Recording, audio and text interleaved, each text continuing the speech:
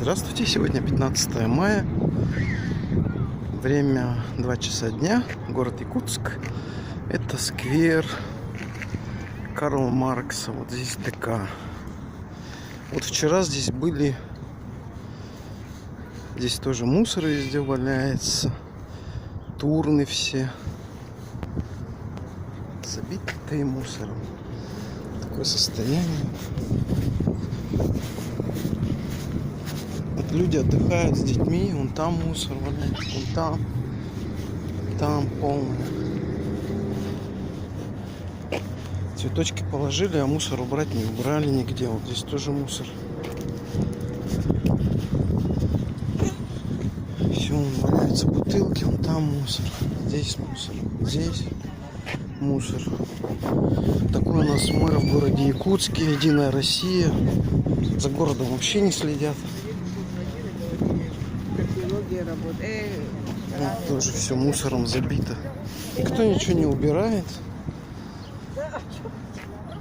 Зато у нас мэр отдыхает, за границу ездит. Вот все мусорки здесь забиты мусором. На что деньги выделяются этому? Вообще за этим ДК должен вот алкаши. Тут пьют. Где здесь полиция ходит, проверяет, штрафует. Вот мусором забито, вот забито. Тут все валяется вообще. Вот забито мусором. Еще одна мусором забита. Такое состояние, убитое вообще вот этого сквера. Мусор везде валяется. Ничего не убирают.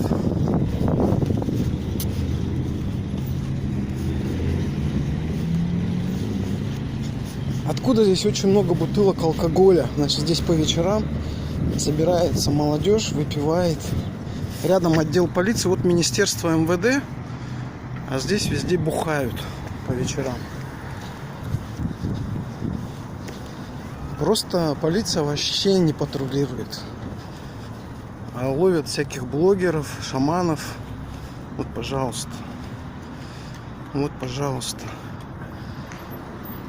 Зато назначают советником мэра пенсионера МВД, который должен сидеть дома. Но он советник мэра у нас, Кульбердинов какой-то там, полицейский. А нормального, такой вот у нас сквер убогий. В принципе, кроме здесь Карла Маркса и цветочков больше никаких нету достопримечательностей. Ну, лавочки еще стоят, которые, наверное, бюджету обошлись по 100 тысяч каждая, если не больше. Именные лавочки каких-то видных деятелей Якутии, певцов там всяких, танцоров, писателей.